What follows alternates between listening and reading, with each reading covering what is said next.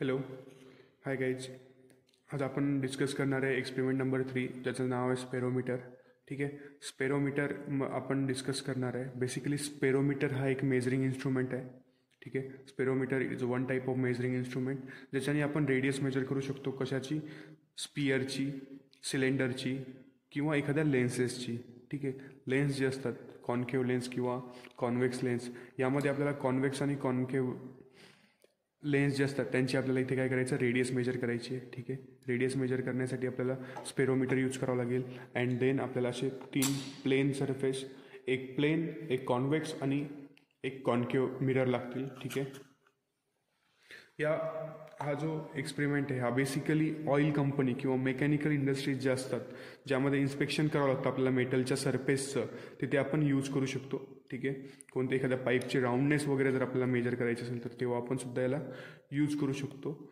Then हा civil इंजिनिअरिंगमध्ये पण आपण यूज करू शकतो जास्त अमाऊंटमध्ये. ठीक आहे, तर आपल्याला हा आता एक्सपेरिमेंट आपल्याला शिकायचा आहे. ठीक आहे, स्पेरोमीटर बेसिकली हा असा राहतो, तुम्हाला दिसत असेल.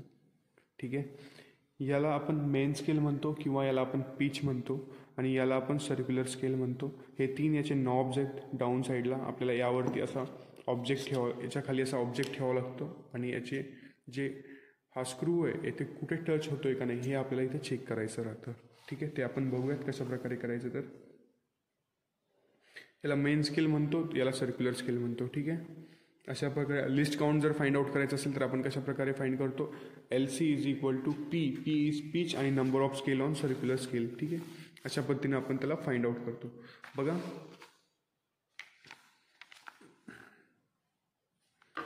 हे अगोदर बघा, सॅगिटा कशाला म्हणतो, एखादा ऑब्जेक्ट जर आपण प्लेन सरफेस असताना असं जर ठेवलेलं असेल तर जी मिडल स्क्रू आहे तो काय करतो, त्याची हाईट डिफाईन करतो. हा थर्ड लेग आहे, हा वरती जो असतो स्क्रू असतो त्याच्याने आपण टाईट करतो.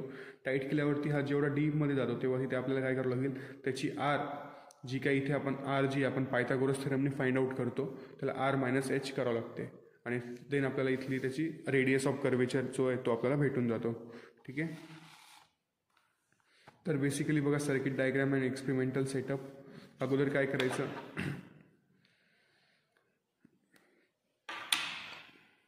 कॉन्केव्ह मिरर कशाला म्हणतो आपण, जो वरच्या डायरेक्शननी असा असतो. ठीक आहे, वरतून त्याला या डायरेक्शन असतं असं थोडंसं कॉन्केव्ह, आणि जो खोलगट असतो त्याला आपण काय म्हणतो, कॉन्व्हेक्स म्हणतो. त्याच्यावरती आपल्याला असं ऑब्जेक्टला ठेवावं लागतं. ठीक आहे, या पॅटर्नमध्ये ठेवावं लागतं. तर बेसिकली आपण काय करणार आहेत बघा,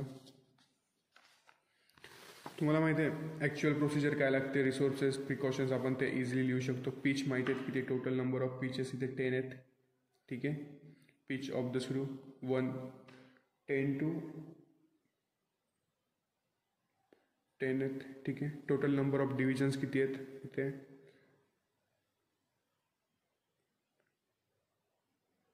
100 आहेत. ठीक आहे, टोटल नंबर ऑफ डिव्हिजन्स म्हणजे एक डिव्हिजन 0 to 10 आहे, 0 to 90 आहे, म्हणजे याचा अर्थ याच्यावरती 100 आहे. तुम्ही बघू शकता, दिसत असेल तर मे बी 0 to इथे 90 आहे आणि 90 नंतर काही डिव्हिजन्स आहेत, त्याला आपण काय म्हणू शकतो, मग टोटल 100 डिव्हिजन्स आहेत त्यामध्ये.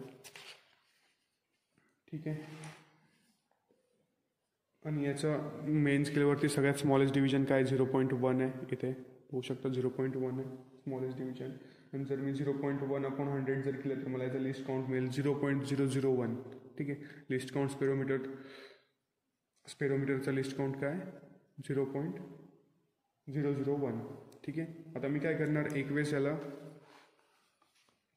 प्लेन सरफेसवरती घेणार. सपोज हा प्लेन सरफेस आहे किंवा हा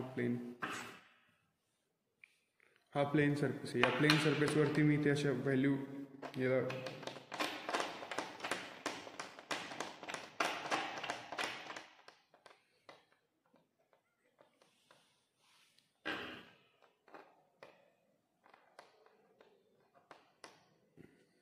याला असं मी प्लेन सरफेसवरती ठेवणार. प्लेन सरफेसवरती ठेवल्यावरती याचे नॉब सगळीकडे चेक कुठे कुठे अटॅच होत आहेत ते बघणार. कुठला पण नॉब मला हवेमध्ये नको आहे. ठीक आहे, तर मी काय करेल, प्लेन सरफेसवरची रिडिंग घेणार. आता प्लेन सरफेसवरती आता प्लेन सरफेसवर ठेवल्यावरती याच्या मेन स्केलची रिडिंग घेणार. हे बघा, इथे प्लेन सरफेसच्या 3 रिडिंग घ्यायच्या. सेम ज्या पद्धतीनं पहिले 2 एक्सपेरिमेंट आपण परफॉर्म केले, वर्नियर स्क्रू गेज नंतर मायक्रोमीटर स्क्रू गेज आणि आता स्पेरोमीटर, सेम पद्धतीने घ्यायचा.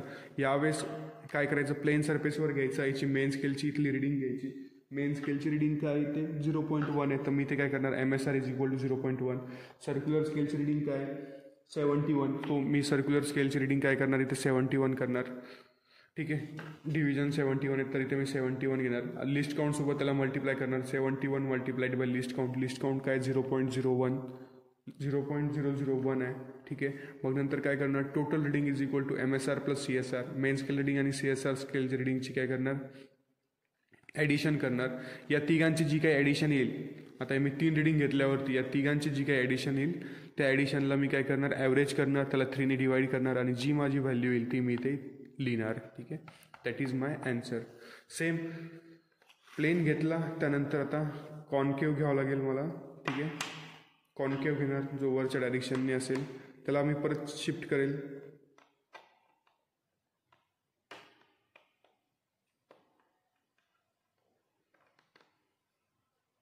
ठीक आहे, यामध्ये आता मिळते मला, कॉन्केवमध्ये मिळते 0.3, म्हणजे मी इथे काय करणार, मेन स्केल रिडिंग काय 0.3 आहे आणि सर्क्युलर स्केलवरती मला मिळते नियर अबाउट 80 to 90. ठीक आहे, 80 to 90 मिळते मला सर्क्युलर स्केल रिडिंग. तर मी सर्क्युलर स्केल रिडिंग लिस्ट काउंटसोबत मल्टिप्लाय करणार. ठीक आहे, लिस्ट काउंटसोबत मल्टिप्लाय केल्यावरती मला इथे त्याचे टोटल रिडिंग्स मिळतील. टोटल रिडिंग्स मी काय करणार, MSR प्लस CSR. परत मी या 3 व्हॅल्यू जे असतील, आता मी याला परत दुसऱ्या ठिकाणाहून असं अजून 2 रिडिंग घेणार एक्स्ट्रा. ठीक आहे, थोडंसं टाईट वगैरे करणार किंवा चेक करणार व्यवस्थित आहे का, आहे व्यवस्थित. परत मी याचे काय करणार, कॉन्केव मिररचे 3 रिडिंग घेणार. त्यानंतर या तिघांची जी काही ॲव्हरेज व्हॅल्यू येईल ती मी इथे लिहिणार. देन सिमिलरली आता कॉन्व्हेक्स मिरर. ठीक आहे, कॉन्व्हेक्स मिररला मला याच्यामध्ये बसवावं लागेल त्यांना, कॉन्केव मिररला. ठीक आहे, हे झाले कॉन्केव मिरर. आता हा झाला कॉन्केव मिरर. कॉन्व्हेक्स मिरर झाला हा. कॉन्व्हेक्स मिररमध्ये आता मी याचे परत व्हॅल्यू घेणार. एक मिनिट, इथे मला किती मिळते, डिव्हिजन 1 मिळते. सो मी इथे काय करणार, 1 घेणार. आणि सर्क्युलर स्केलची रिडिंग मला मिळते 55. सो मी इथे सर्क्युलर स्केल डिव्हिजन 55 घेणार. CSRसाठी मी या दोघांचं circular scale 55 multiplied by list count करणार 0.001. ठीक आहे, जे ॲन्सर येईल मी ते इथे पुट करणार. अशा 3 रिडिंग्स घेणार. या तिघांचे रिडिंग्स इथे घेऊन या तिघांचं ॲव्हरेज व्हॅल्यू मी इथे फाइंड करणार. ठीक आहे, अशा प्रकारे आपल्याला याचे एक्सपेरिमेंटचे रिडिंग्स घ्यायचे. ठीक आहे, त्यानंतर सॅगिटा ऑफ कॉन्केव सरफेस, म्हणजे आता सॅगिटा इथे आता या व्हॅल्यूज फाइंड आउट करायचे आपल्याला. Sagitta of convex surface. So convex सरफेसचं सॅगिटा काढण्यासाठी मला काय करावं लागेल, H1 that is H1 is equal to X minus Y. एक्सची व्हॅल्यू आपल्याला किती आली इथे, जी व्हॅल्यू इथे येईल ती व्हॅल्यू इथे टाकायची आणि वायची व्हॅल्यू घ्यायची. या दोघांचं डिव्हिजन सबस्ट्रॅक्शन करायचं. जे ॲन्सर येईल तो माझा काय असेल, सॅगिटा ऑफ कॉन्केव मिरर असेल. देन सॅगिटा ऑफ कॉन्व्हेक्स जर मला फाइंड आउट करायचं असेल तर मी काय करणार, एक्स आणि कॉन्व्हेक्स सरफेस जो आहे Z मायनस एक्स करणार. इथे बघा फॉर्म्युला आहे. झेडची व्हॅल्यू काय, कॉन्व्हेक्स इथे झेडची व्हॅल्यू येईल तुम्हाला कॉन्व्हेक्स सरफेसची आणि प्लेन सरफेसची एक्सची व्हॅल्यू आहे. Z मायनस एक्स करायचं, जी व्हॅल्यू येईल ती तुमचा सॅगिटा असेल.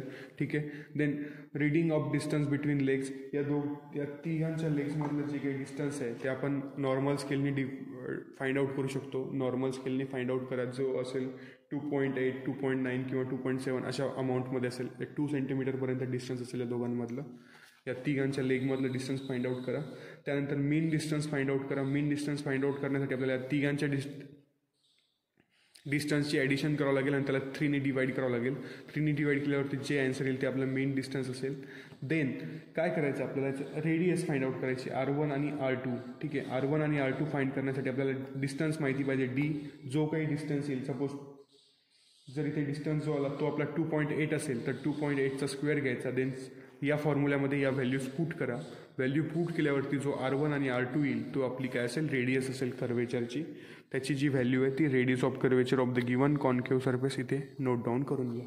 ठीक आहे, यामध्ये जर काही डाऊट असेल कुणाला तर तुम्ही डायरेक्टली मला विचारू शकता. ठीक आहे. स्पेरोमीटर काय? स्पेरोमीटर एक प्रकारचा मेजरिंग इन्स्ट्रुमेंट आहे जो की रेडियस मेजर करण्यासाठी यूज करतो आपण. रेडियस मेजर करण्यासाठी, कुणाची रेडियस मेजर करण्यासाठी? लेन्सेस, जे अशा प्रकारचे लेन्सेस असतात त्याच्यासाठी, किंवा पाईप्स जे असतात, पाईप्सवरती पण त्याला असं सिलेंड्रिकल जे पाईप्स असतात त्यावरती पण असं आपण ठेवून त्याचं आपण रेडियस मेजर करू शकतो. किंवा सिलेंडर किंवा स्पेअर जे असतात, स्पेअर बॉडी जे असतात त्याचे आपण मोठ्या स्पेअर बॉडी, ठीक आहे, अशा एकदम अर्थ शेपमध्ये म्हणा, किंवा थोडंसं जो मॅप असतो बघा, अर्थचा जो मॅप असतो तो एवढ्या छोट्या अमाऊंटचा असतो, त्याच्यावरती पण ठेवून आपण त्या मॅपची रेडियस मेजर करू शकतो. ठीक आहे, यावरनं. ठीक आहे. तर स्पेरोमीटर हा एक प्रकारचा मेजरिंग इन्स्ट्रुमेंट आहे, रेडियस मेजर करण्यासाठी यूज करतो. आणि ही त्याची पूर्ण प्रोसेस यामध्ये गिवन दिलेली मॅन्युअलमध्ये. त्यानंतर याच्या व्हॅल्यूज वगैरे आपण याच्यावरनं फाइंड आउट करू शकतो. ठीक आहे. ॲक्च्युअल प्रोसिजर काय फॉलो असायला पाहिजे आणि काय नाही. कन्क्लुजन, तुम्ही आता यामधनं काय शिकलात या एक्सपेरिमेंट परफॉर्म केल्यावरती ते तुम्हाला कन्क्लुजनमध्ये लिहायचं असतं. कन्क्लुजन बेसिकली तुम्ही लिहू शकता की on above experiment we learned how to use the sperometer, and we can also understand how to find the radius of lenses or cylindrical shape or spherical body. We can easily find out from above experiment. Okay, this is our conclusion. ठीक आहे.